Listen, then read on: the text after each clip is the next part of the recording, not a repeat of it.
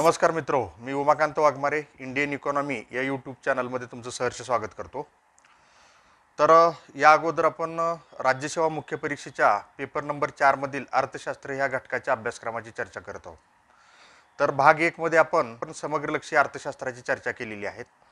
तर समग्रलक्षी अर्थशास्त्रामध्ये सिद्धांताला महत्त्व जास्त आहे, त्याचबरोबर संकल्पना मोठ्या प्रमाणावरती आहेत, तर त्या संकल्पनाचा आपण अभ्यास करायचा आहे. तर आता हे भाग 2 जो आहे, भाग 2 हा भारतीय अर्थव्यवस्थेसंदर्भातला हा भाग आहे. हा भाग त्या ठिकाणी आपण सर्वसामान्य दृष्टिकोनातून अभ्यासला पाहिजे. दैनंदिन जीवनाशी जे काही निगडीत भाग आहे, आपल्याला जे काही घडामोडी घडतात तर त्या घडामोडी याच्याशी निगडीत असतात सगळ्या पूर्णपणे. संकल्पना आहे त्याच्यामध्ये, सिद्धांत खूप कमी प्रमाणावर आहेत. तर माहितीवर अधिक भर आहे आणि त्याचबरोबर शासनाची ध्येय धोरणं जी आहेत तर ती शासनाची ध्येय धोरणं आपल्याला परीक्षे दृष्टिकोनातून महत्त्वपूर्ण ठरतात इथं. तर ह्या भागाचा अभ्यास करत असताना आपल्याला बेसिक संकल्पना अगोदर आपण समग्रलक्षी अर्थशास्त्रात अभ्यासलेलेच आहेत. तर इथं मात्र तुम्हाला काय करावं लागेल की जरा दत्त सुंदरम, मिश्रापुरी ही जी 2 महत्त्वाची पुस्तकं आहेत, ही पुस्तकं प्रत्येक टॉपिकनुसार तुम्हाला बघावी लागतील. जर ह्या 2 पुस्तकाचा जर प्रॉब्लेम असेल तर देसाई भालेराव भारतीय अर्थव्यवस्था हे मराठीमधलं पुस्तकसुद्धा तुम्हाला उपयुक्त ठरू शकतं. आणि प्लस आमचं जे येणारं पुस्तक आहे तर ते येणाऱ्या पुस्तकामध्ये तर ह्या सगळ्या गोष्टी आम्ही कव्हर केलेल्याच आहेत. जवळपास आम्ही त्याच्यामध्ये 200 योजना आम्ही कव्हर केलेल्या आहेत सगळ्या पूर्णपणे. तर हा जो घटक आहे, हा घटक त्या ठिकाणी अत्यंत सोपा आहे. परंतु हा घटक अभ्यासताना आपण काय करतो की आकडेवारी बघितली की घाबरतो. आता मूलतः त्या ठिकाणी आकडेवारीचे खूप कमी प्रश्न आपल्याला परीक्षेमध्ये विचारले जातात. आणि जी काही महत्त्वाची आकडेवारी असते तर ती आकडेवारी मात्र आपण टाळू शकत नाही. ती आकडेवारी आपल्याला पाठ करावीच लागते, इतिहास आहे. तर हा जो घटक आहे, ह्या घटकामध्ये पहिल्यांदाच त्या ठिकाणी त्यांनी म्हटलेलं आहे की भारतीय अर्थव्यवस्थेचा आढावा, रिव्ह्यू ऑफ इंडियन इकॉनॉमी. तर त्या आढाव्यामध्ये त्यांनी जे सांगितलेलं आहे ते भारतीय अर्थव्यवस्थेसमोरची आव्हानं म्हटलेलं आहेत. मग त्याच्यामध्ये पहिलं जे आव्हान आहे ते कुठलं सांगितलेलं आहे त्यांनी? दारिद्र्य, दुसरं बेरोजगारी. आता दारिद्र्य आणि बेरोजगारी हे समग्रलक्षी अर्थव्यवस्थेमध्ये आपण अभ्यासलेलंच आहे, परंतु तिथं त्याचे जे काही सिद्धांत वगैरे आहेत, ज्या संकल्पना आहेत त्या अभ्यासलेल्या आहेत. आता इथं दारिद्र्य आणि बेरोजगारी हे कुठल्या दृष्टिकोनातून अभ्यासायचं आहे, हे भारतीय अर्थव्यवस्थेसमोरचं आव्हान कसं झालं, मग त्यासाठी जी लागणारी आकडेवारी आहे ती आकडेवारी महत्त्वपूर्ण आहे. वेगवेगळे निर्देशांक आहेत, तर ते निर्देशांक काय सांगतायत आपल्या भारताच्या याच्याबाबत, तर हे त्या ठिकाणी अभ्यासावं लागणार आहे. निर्देशांकाचा वगैरे अभ्यास आपण काय करतो की समग्रलक्षी अर्थशास्त्रामध्ये करतो, परंतु ते प्रत्यक्षात काय स्थिती आहे तर त्या स्थितीचा अभ्यास आपल्याला ह्या भारतीय अर्थव्यवस्थेमध्ये काय करावं लागणार आहे की अभ्यासावं लागणार आहे. मग आता यानंतर ह्या सगळ्यात महत्त्वाची जी गोष्ट आहे, दारिद्र्य आणि बेरोजगारी निर्मूलनाच्या उपाययोजना ज्या आहेत किंवा दारिद्र्य आणि बेरोजगारी निर्मूलनासाठी सरकारने केलेले जे प्रयत्न आहेत, तर याच्यामध्ये जवळजवळ बेरोजगारीच्या 14 योजना आणि दारिद्र्य निर्मूलनाच्या 19 योजना हे आपल्याला काय कराव्या लागतील की त्याच्यामध्ये कराव्या लागतील. आणि त्याचबरोबर प्रादेशिक असमतोल ही एक समस्या दिलेली आहे. प्रादेशिक असमतोल म्हणजे काय?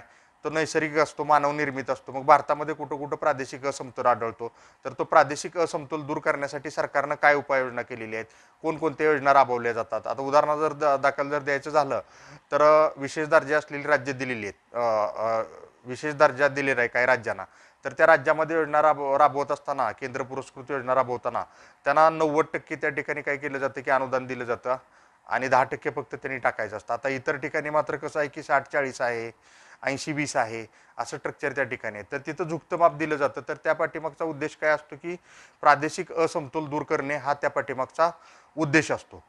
तर ह्या 3 समस्या त्या ठिकाणी आपल्याला काय कराव्या लागतील की अभ्यासाव्या लागतील सगळ्या पूर्णपणे. त्यानंतर त्यापुढे जे त्यांनी म्हटलेलं आहे की नियोजन, प्रकार व तार्किकता.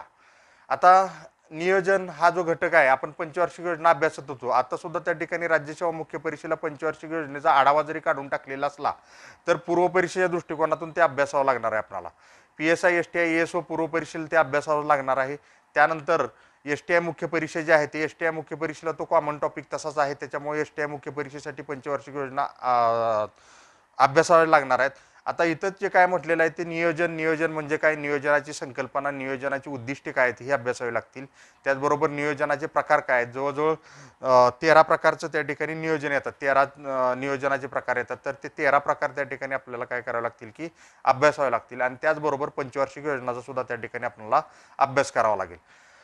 त्यानंतर नियोजन व्यवस्था जी आहे भारताची, तर नियोजन आयोग ते आता नीती आयोगापर्यंत काय काय बदल होत आले, तर ते बदलाचा आढावा घेणं गरजेचं आहे. नियोजन आयोग असताना कशी होतं, आता नीती आयोग जो आहे ते नीती आयोगाची रचना, नीती आयोगामार्फत केलं जाणारं कार्य, आतापर्यंत त्यांनी जी कोणकोणती व्हिजन डॉक्युमेंट जी जाहीर केलेली आहेत, तर ती व्हिजन डॉक्युमेंट वगैरे त्या ठिकाणी आपल्याला काय करावं लागतील की बघावी लागतील, याच्यामध्ये सगळी पूर्णपणे येते.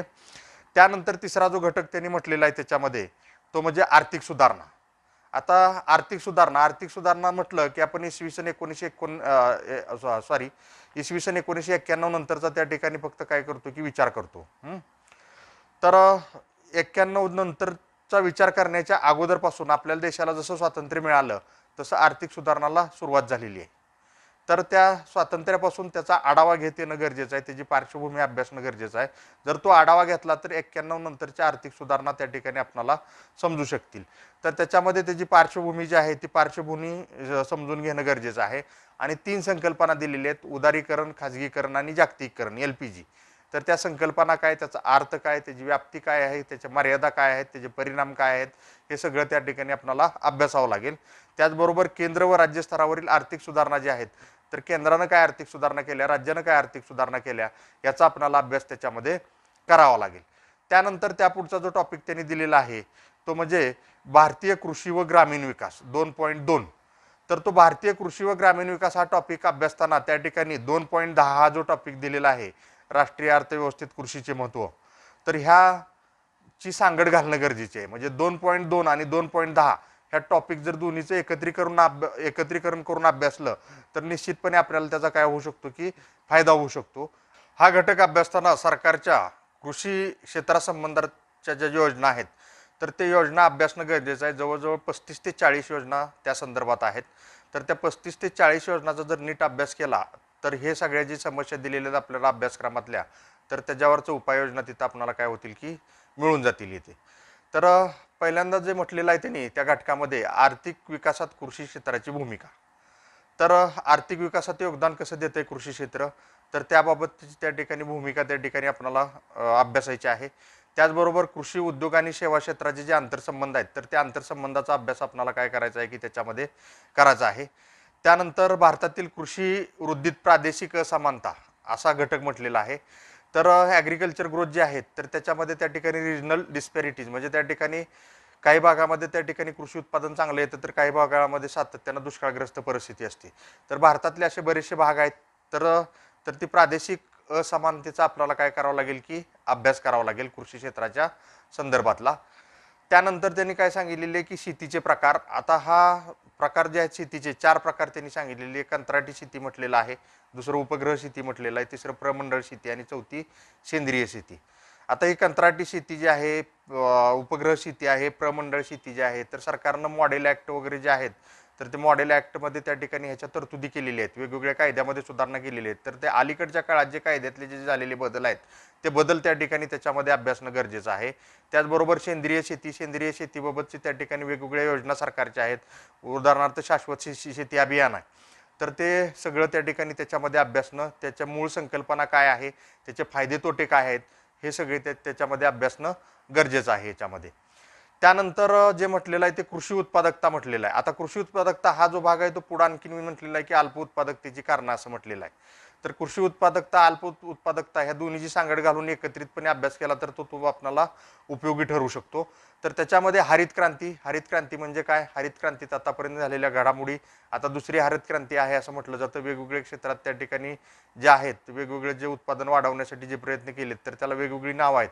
अशा जवळजवळ 20-21 त्या ठिकाणी क्रांती आहेत. तर त्या क्रांती आपल्याला काय करावं लागतील की अभ्यासावे लागतील. तर हरित क्रांती आणि तंत्रज्ञानामध्ये झालेला बदल असं म्हटलेलं आहे. जे काही तंत्रज्ञान आलं हरित क्रांतीमुळं आणि त्याच्यामुळे उत्पादन मोठ्या प्रमाणावरती वाढलं, तर ते बदल कसे घडत आले. आणि आता त्याच्या पुढचं जर म्हटलं तर जेनेटिकली मॉडिफाईड क्रॉप्स म्हणजे GMC, तर जनुकीय बदल तंत्रज्ञान काय आहे, तर त्या तंत्रज्ञानाचा त्या ठिकाणी आपल्याला अभ्यास करावा लागेल. त्यानंतर कृषी मूल्य म्हटलेलं आहे आणि त्याचबरोबर कृषी विपणन असं म्हटलेलं आहे त्यांनी, आणि कृषी पतपुरवठा व नाबार्ड. आता हे दोन्ही भाग 2.10 मध्ये त्याची पुनरावृत्ती झालेली आहे. तर त्या दोन्हीची एकत्रित सांगड घातली तर तुम्हाला ती काय ठरू शकते की उपयुक्त ठरू शकते, इथे असं आहे. त्यानंतर जलसिंचन व जलव्यवस्थापन असं म्हटलेलं आहे. आता पुढेही त्या ठिकाणी मृदा संधारण असा भाग म्हटलेला आहे, तर त्या दोन्हीचं एकत्रीकरण त्या ठिकाणी करायचं आहे आपणाला. तर जलसिंचन म्हणजे काय, जलसिंचनाची साधनं कुठली आहेत, स्त्रोत कोणकोणते आहेत, भारतात सध्याची जलसिंचनाची स्थिती काय आहे, त्यानंतर जलव्यवस्थापन म्हणजे काय, जलव्यवस्थापनाच्या पद्धती कोणकोणत्या आहेत, की जलसिंचन आणि जलव्यवस्थापन यासाठी आपण सरकारनं कोणकोणत्या योजना राबवायला सुरू केलेलं आहे, तर ह्या योजना संदर्भातली सगळी माहिती आपणाला असणं आवश्यक आहे.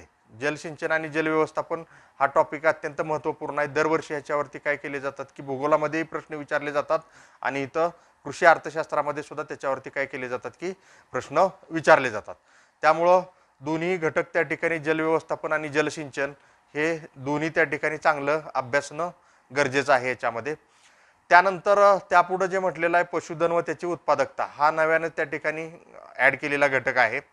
तर आता पशुधन आणि त्याची उत्पादकता, तर पशुधन जे आहे तर सध्याची स्थिती काय पशुधनाची आणि त्याचबरोबर त्याची दुधाची उत्पादकता काय आहे, त्याच्यामधल्या समस्या काय आहे, आपली क्षमता काय आहे, या सगळ्याचा त्या ठिकाणी अभ्यास करावा लागेल. त्याचबरोबर त्यांनी वेगवेगळ्या त्या ठिकाणी दिलेलं आहे, त्याच्यामध्ये सगळ्यात महत्त्वाचं म्हणजे धवल क्रांती दिलेली आहे. तर धवल क्रांतीत काय झालं आणि सध्या कोणकोणत्या धवल क्रांतीच्या योजना सुरू आहेत, तर हे त्या ठिकाणी आपल्याला अभ्यासावं लागेल.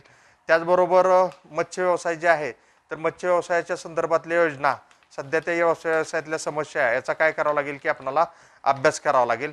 त्याचबरोबर कुक्कुटपालन त्या ठिकाणी दिलेलं आहे, तर कुक्कुटपालनाचा त्या ठिकाणी अभ्यास करावा लागेल. त्यानंतर वनीकरण म्हटलेलं आहे. त्याचबरोबर पुष्पोत्पादन विकास असं त्या ठिकाणी म्हणजे फ्लोरिकल्चर असं म्हटलेलं आहे. तर ह्याची भारतातील सद्यस्थिती काय आहे, त्याचबरोबर शासकीय योजना त्या संदर्भात काय काय आहेत, ह्या सगळ्याचा काय करावं लागेल की आपल्याला त्यामध्ये अभ्यास करावा लागेल. हा बराचसा त्या ठिकाणी भाग आहे. ह्या संदर्भात योजना भरपूर आहेत सगळ्या शासनाच्या, तर त्या योजना आपण नीट व्यवस्थित केल्या तर आपल्याला निश्चितपणे फायदा होऊ शकतो. समस्या काय आहे, कारण ती योजना त्या ठिकाणी आखताना त्याची समस्या कुठली समस्या होती म्हणून ती योजना आणली हे त्या ठिकाणी शासनानं स्पष्ट केलेलं असतं. त्यामुळे ह्या सगळ्या समस्याचा आपल्याला काय करता येईल की तिथं अभ्यास करता येईल इथे असं आहे. त्यानंतर पुढचा जो भाग म्हटलेला आहे तो म्हणजे कृषी अनुदानाचा म्हटलेला आहे.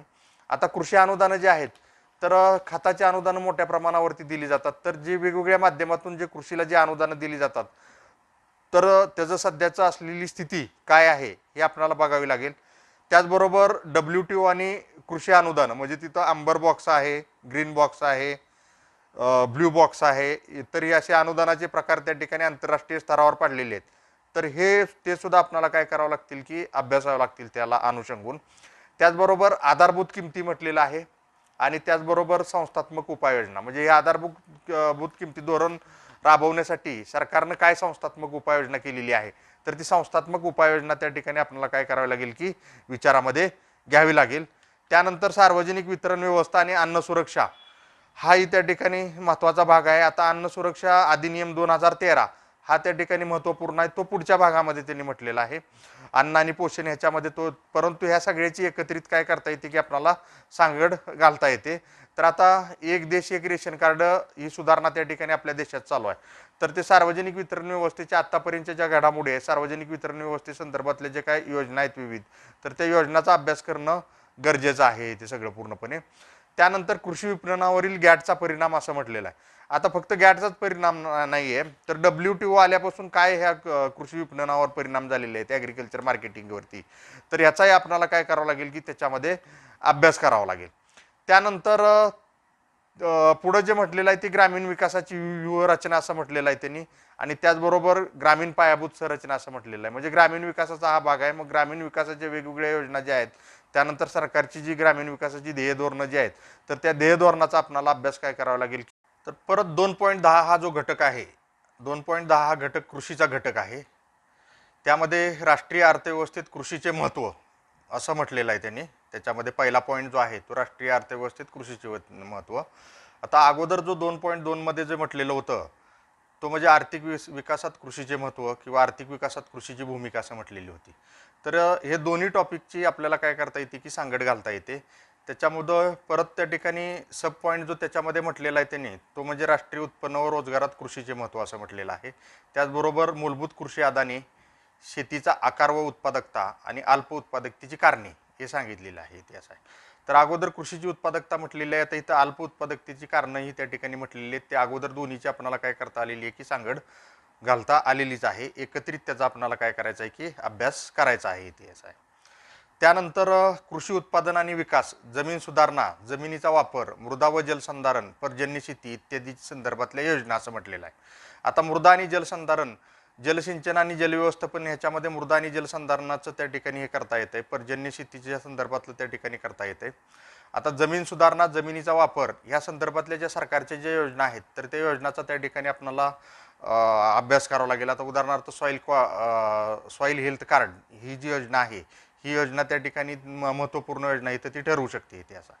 त्यानंतर शेतकऱ्याचे उत्पन्न दुप्पट करण्याबाबत सरकारचं धोरण, इसवी सन 2022 पर्यंत शेतकऱ्याचं उत्पन्न दुप्पट केलं जाणार आहे. त्यासाठी सरकारनं काय केली की एक सप्तसूत्री आखलेली आहे. तर त्या सप्तसूत्रीचा जर विचार केला तर त्या सप्तसूत्रीमध्ये त्या ठिकाणी 7 पॉईंट आहेत.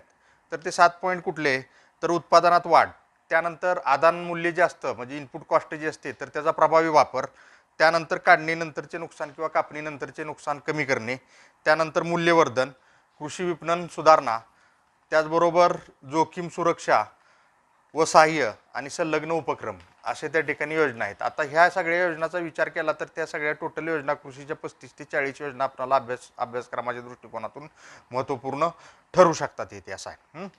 त्यानंतर त्या पुढचा जो मुद्दा म्हटलेला आहे तर त्यांनी ते सांगितलेलं आहे की शेतीचे यांत्रिकीकरण असं म्हटलेलं आहे. आता शेतीचे यांत्रिकीकरण जे आहे ते शेतीचे यांत्रिकीकरणामध्ये त्या ठिकाणी यांत्रिकीकरणाचे परिणाम काय झाले हे परिणाम आपल्याला अभ्यासणे गरजेचं आहे, त्याचे फायदे तोटे अभ्यासणे गरजेचे आहेत. त्यानंतर परत काय म्हटलेलं आहे की जलसिंचनाच्या पद्धती म्हटलेलं आहे. अगोदर जलसिंचन आणि जलव्यवस्थापन म्हटलेलंच होतं तर ते जलसिंचनाच्या पद्धती त्याच्यामध्ये आपण अभ्यासतोच आहोत येते. त्याचबरोबर सामान्य किंमत निर्देशांक, भाववाढ, मंदी. आता हा भाग त्या ठिकाणी कसा आहे की कृषीशी त्या ठिकाणी तसा कमी आहे. तो भाववाढ हा जो टॉपिक आहे त्या संदर्भातलं त्या ठिकाणी येतो, मंदी ह्या संदर्भातला येतो, बिझनेस सायकल जे राष्ट्रीय उत्पन्नात हा समग्र लक्ष्य अर्थशास्त्रात जो टॉपिक होता तर त्याच्यामध्ये तो येऊ शकतो. त्याच्यामुळे हे तिन्ही घटक त्या ठिकाणी आपल्याला समग्र लक्ष्य अर्थशास्त्रामध्ये काय करता येतात की अभ्यासता येतात. आता जीएसटी व कृषी कर, आता कृषी क्षेत्रावर जीएसटीचा काय प्रभाव पडलेला आहे आणि कृषी कर, आता कृषी कर तर देशभरात त्या ठिकाणी आकारला जात नाही, परंतु त्याबाबतची त्या ठिकाणी आपल्याला माहिती असणं गरजेचं आहे. काय तरतूद आहे ही सगळ्या त्या ठिकाणी त्याची माहिती आपल्याला असायला हवी. त्यानंतर पुढं जे आहे ते पुढं त्यांनी जे म्हटलेलं आहे की राष्ट्रीय अर्थव्यवस्थेत कृषीचे महत्त्व या अंतर्गतच भारतातील विविध पीक विमा योजना, आता प्रधानमंत्री फसल विमा योजना, त्यानंतर ज्या वेगवेगळ्या ज्या पीक विमा योजना आहेत तर त्या पीक विमा योजनाबाबत त्या ठिकाणी आपल्याला अभ्यास करावा लागेल. त्यानंतर ICAR म्हणजे Indian council for agriculture research आणि MCAER म्हणजे Maharashtra council for agriculture education and research, ह्या दोन्हीचा त्या ठिकाणी आपल्याला काय करावं लागेल की अभ्यास करावा लागेल त्याच्यामध्ये. त्यानंतर WTO आणि आंतरराष्ट्रीय कृषी कराराची सद्यस्थिती आणि भवितव्य. तर कृषीविषयक करार जो आहे तर त्या कृषीविषयक करार त्याचबरोबर इतर जे त्या अनुषंगाने येणाऱ्या बाबी आहे तर त्या बाबीचा सगळा त्या ठिकाणी आपल्याला काय करावं लागेल की तिथं अभ्यास करावा लागेल. त्यानंतर ग्रामीण कर्जबाजारीपणा व कृषी पतपुरवठा असं म्हटलेलं आहे याच्यामध्ये. आता ग्रामीण कर्जबाजारीपणाची समस्या, त्याचबरोबर कर्जबाजारीपणाची कारणं, त्यावर सरकारनं केलेली उपाययोजना याचा त्याच्यामध्ये अभ्यास करावा लागेल. त्यानंतर कृषी पतपुरवठ्याचं वर्गीकरण जे आहे तर कृषी पतपुरवठ्याचे स्रोत कोणकोणते आहेत त्याचं वर्गीकरण, कृषी पतपुरवठ्याचं मध्यमकालीन, दीर्घकालीन, अल्पकालीन हे असं वर्गीकरण त्या ठिकाणी बघावं लागेल. त्यानंतर कृषी परतफेडीच्या योजना ज्या आहेत त्या योजना, आणि त्यांनी काय सांगितलेलं आहे किसान क्रेडिट कार्ड योजना, तर फक्त किसान क्रेडिट कार्ड योजना नाही आहे तर सगळ्याच योजना त्या संदर्भातल्या त्या ठिकाणी आपल्याला काय करावं लागेल की कृषी पतपुरवठ्याच्या योजना म्हणून त्या ठिकाणी बघाव्या लागतील इतिहास आहे. त्यानंतर कृषी मूल्य जे आहे ते कृषी मूल्य कसं ठरतं, त्याचे घटक कोणते आहेत आणि किमान आधारभूत किमतीचं धोरण जे आहे ते किमान आधारभूत किमतीचं धोरण त्या ठिकाणी काय आहे, आणि त्याचबरोबर कृषी मूल्य व व्यय आयोग जो आहे तो त्या ठिकाणी बघायला पाहिजे आपल्याला. तर हे अगदी त्या ठिकाणी हॉट इश्यू असतो, दरवर्षी त्या ठिकाणी जाहीर होतात, त्याच्यावरती टीका होते बऱ्याच वेळा. तर तो करंटच्या दृष्टिकोनातूनही तो भाग आपल्याला कसा आहे की महत्त्वपूर्ण ठरू शकतो याच्यामध्ये इतिहास आहे. त्यानंतर ग्रामीण कर्जबाजारीपणा आणि कृषी पतपुरवठ्यामध्ये त्यांनी काय म्हटलेलं आहे की कृषी उत्पादन खरेदी, विपणन व साठवणूक करणाऱ्या संस्था, नापेड आहे, NCDC आहे, तर त्या संस्थांचा त्या ठिकाणी अभ्यास आपल्याला करावा लागेल. कारण त्यानंतर यंत्रणा ती कशी विकसित केलेली आहे, त्या यंत्रणेचा आपल्याला काय करावं लागेल की अभ्यास त्याच्यामध्ये करावा लागेल. त्यानंतर कृषी विपणन ह्या घटकामध्ये बाजारपेठा, बाजारपेठीची रचना, बाजारपेठ एकात्मीकरण ह्याचा त्या ठिकाणी अभ्यास करावा लागेल. त्यानंतर कृषी विपणनातील जोखमीचे प्रकार, जोखीम काय आहे कृषी विपणनामध्ये, तर त्या जोखमीच्या प्रकाराचा त्या ठिकाणी अभ्यास करावा लागेल. थोडा कृषी अर्थशास्त्राचा हा भाग येतो सगळा पूर्णपणे इतिहास आहे. आणि कृषी विपणनात शासन आणि शासकीय संस्थाची भूमिका, मग त्याच्यामध्ये ॲग्रिकल्चर प्रोड्युसेस मार्केट कमिटी येते, नाफेड येते, NCDC येते. आता ई-नाम म्हणजे आहे, तर ई-नामची योजना त्याच्यामध्ये त्या ठिकाणी आपल्याला काय करावं लागेल की अभ्यासावी लागेल. त्याचबरोबर पुढचा जो टॉपिक आहे तो पुढचा टॉपिक सहकार आहे. पण त्या अगोदर जर आपण बघितलं, हा जर कृषी जर टॉपिक बघितला, हा टॉपिक पूर्णपणे शासनाच्या ध्येय धोरणाशी निगडीत असलेला टॉपिक आहे, शासनाच्या योजनाशी निगडीत असलेला टॉपिक आहे. हे जे सिलेबसचे जे मुद्दे आहेत तर त्याला अनुसरून शासनानं मोठ्या प्रमाणावरती उपाययोजना केलेली आहे. तर इकॉनॉमिक सर्वे असेल, इंडिया इयरबुक असेल, त्याच्यामध्येही तुम्हाला हे सगळं काय की मिळू शकतं सगळं पूर्णपणे इथे. तर पुढचा जो टॉपिक आहे तो सहकार. सहकार हा टॉपिक त्या ठिकाणी अभ्यासण्याच्या अगोदर इयत्ता 12वीचं सहकाराचं जे पुस्तक आहे ते सहकाराचं पुस्तक अभ्यासलं तर त्यातल्या संकल्पना सगळ्या त्या ठिकाणी आपल्याला काय करतील की उपयुक्त ठरतील. सहकाराची संकल्पना, अर्थ, उद्दिष्टे, नवी तत्वे काय काय आहेत ती त्या ठिकाणी आपल्याला अभ्यासावी लागतील. त्याचबरोबर भारत आणि महाराष्ट्रातील सहकार चळवळीची वाढ, विविधता आणि स्वयंसहाय्यता गट असं त्यांनी त्या ठिकाणी म्हटलेलं आहे. आणि जागतिक स्पर्धेमध्ये सहकाराचं भवितव्य. तर हे सगळं जे आहे तर हे सगळं सहकार ह्या टॉपिक अंतर्गत आहे. 12वीचं पुस्तक जर तुम्ही वाचलं तर तुम्हाला निश्चितपणे त्याचं ओरिएंटेशन मिळू शकतं. 1-2-3 प्रश्न आपल्याला काय केले जातात की मुख्य परीक्षेला ह्याच्यावरती विचारले जाऊ शकतात, येते असं आहे. तर त्याचा व्यवस्थित आपल्याला काय करायचं आहे की अभ्यास करायचा आहे त्याचा, सहकार ह्या टॉपिकचा. सहकार नंतर जे पुढचा जो टॉपिक म्हटलेला आहे ते मौद्रिक व वित्तीय क्षेत्र असं म्हटलेलं आहे. तर मौद्रिक व वित्तीय क्षेत्रामध्ये त्या ठिकाणी भारतीय वित्त व्यवस्थेचा अभ्यास करता येतो. भारतीय वित्त व्यवस्था स्थूलमानानं 2 घटकामध्ये विभाजित केली जाते. एक पहिला जो घटक आहे तो भारतीय बँकिंग व्यवस्था आणि दुसरा जो घटक आहे म्हणजे आर्थिक व्यवहाराचे बाजार. बँकिंग हा घटक आपण सुरुवातीपासूनच अभ्यासत आलेलो आहे, पूर्व परीक्षेला सुद्धा आपण अभ्यासलेला आहे. मोठ्या प्रमाणावरती मटेरियल मार्केटमध्ये ह्याच्यावरती उपलब्ध आहे. तर बँकांचा थोडक्यात इतिहास, त्याचबरोबर बँकाचे विविध प्रकार, बँकाची रचना, त्याचबरोबर RBIची त्याच्यामध्ये भूमिका ही त्या ठिकाणी अभ्यासावं लागेल. तर भाववाढीची लक्ष्ये हे जे म्हटलेलं आहे तर मॉनिटरी पॉलिसीमध्ये 2015मध्ये जी सुधारणा झाला आहे त्याच्यानुसार त्या ठिकाणी 4% भाववाढीचं त्या ठिकाणी काय केलेलं आहे की लक्ष ठेवलेलं आहे. तर त्याबाबत त्या ठिकाणी सगळी लक्ष्य आपणाला काय की माहीत असायला पाहिजेत. त्याचबरोबर देशातील बँकिंग, बिगर बँकिंग संस्था, वित्त संस्थांचा विकास, जे काय आहे भारतातले जे काही बँकिंग आणि बिगर बँकिंग वित्त संस्था आहेत तर त्या वित्त संस्थांच्या विकासाबाबत त्या ठिकाणी काय करावं लागेल की आपल्याला अभ्यास करावा लागेल.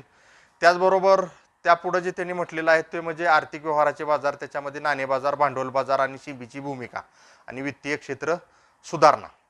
तर हा टॉपिक तसा मोठा आहे, जरी सिलेबसचं त्या ठिकाणी आपल्याला कमी दिसत असला तर त्याची व्याप्ती मात्र त्या ठिकाणी मोठी आहे.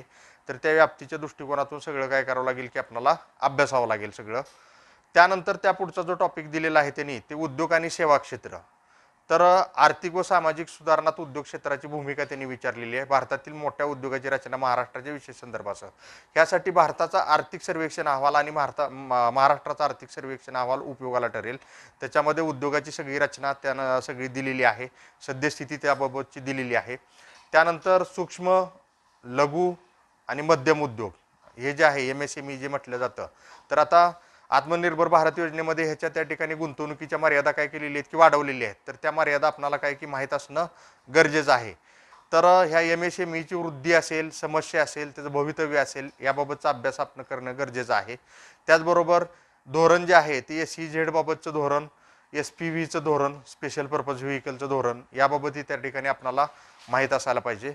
आणि भारतीय सेवा क्षेत्राची रचना आणि वृद्धी.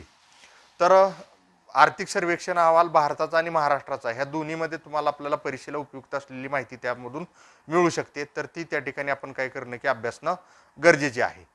त्यानंतर त्यापुढे जे येतं ते म्हणजे औद्योगिक धोरणे. आतापर्यंत जी औद्योगिक धोरणं झाली देशाला स्वातंत्र्य मिळाल्यापासून, तर त्या सगळ्या औद्योगिक धोरणाचा थोडक्यात आढावा घेणं गरजेचं आहे. त्यानंतर उद्योगाचं आजारीपण जे आहे ते आजारीपण, त्यावर केल्या गेलेल्या उपाययोजना, त्याचबरोबर औद्योगिक विकास धोरणं जी आहेत त्या औद्योगिक विकास धोरणंही त्या ठिकाणी तिथं अभ्यासावी लागतील. ही ती सगळी पूर्ण म्हणजे औद्योगिक विकास धोरणं म्हणजे त्या ठिकाणी औद्योगिक धोरणं आहेत ती सगळी पूर्णपणे.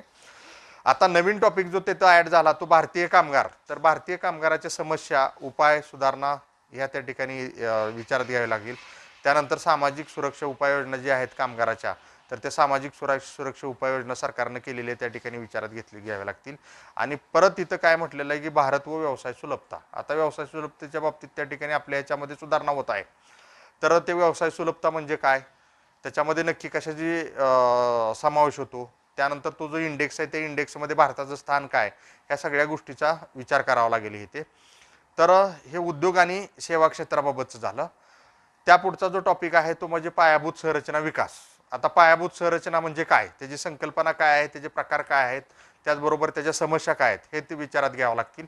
त्यानंतर पायाभूत संरचनेमध्ये वृद्धी कशी होत गेलेली आहे, सद्यस्थिती काय आहे प्रत्येक क्षेत्राची. त्यानंतर परकीय गुंतवणूक आणि पायाभूत संरचनेचा विकास. पायाभूत संरचना विकासामध्ये परकीय गुंतवणुकीची भूमिका काय असावी, कुठल्या माध्यमातून त्या ठिकाणी तिथं गुंतवणूक केली जाते हे तिथं विचारात घेतलं गरजेचं आहे.